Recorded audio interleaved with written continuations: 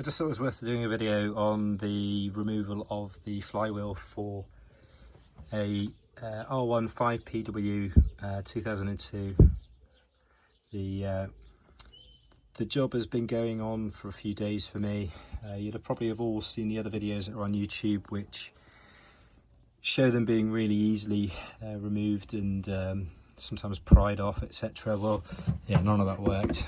I ended up buying a specialist kit, which was something you can get off Amazon, which is one of these bad boys. That was the one that you need to use, which is an M16 1.5, and it was made of putty. If I can get this to focus, you can see there that it was completely and utterly round off, completely sheared, so it was useless. Put very little torque on there, so after doing a bit of research, what people are saying is you just need to go and get a bolt. So I went to a local masonry company and they provided me with a decent bolt. It's just a normal bolt, that's all it is.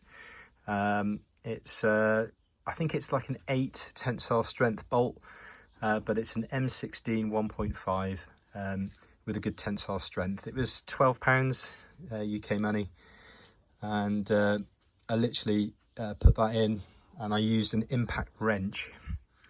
That's an impact driver, not to be confused. So I borrowed an impact wrench of a friend, and that was the only thing that got it off. I was told to put a bit of heat on it, not a lot. So what I did is I got a heat gun and literally just put some heat into it, not a lot, just enough just to hopefully get a bit of expansion going on, because it's quite tight. So after doing that and maybe a second on the impact gun, it came off really easily. The magnets didn't really need a lot of overcoming, you know, so it purely is just the fact that it was obviously really tightly sealed on here. So so yeah, I just thought I'd share that. So yeah, good tensile strength. I think it was an 8 tensile.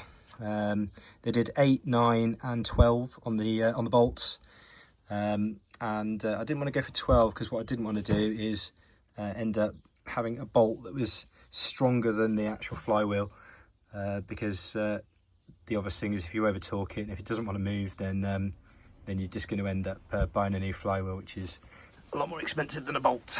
So so I thought I'd share that. The other thing is these were quite hard to crack. Just cracked those.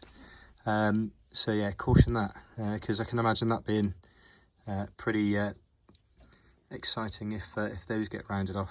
You can see also when I've removed the cover, I've put the bolts back in where they were.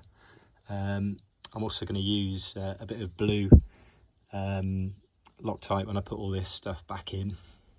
I hope that helps. It would have certainly helped me, but ultimately I used a long bar before I used the impact wrench, and I put a load of torque on it, and as you can see I've ended up shearing bolts and all sorts, but it just won't work. It might do if it's had some heat perhaps, but yeah, I think it's an impact wrench all the way.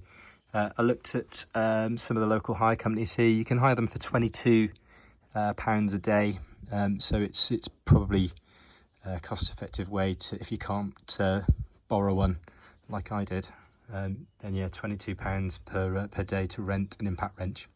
Hope this helps.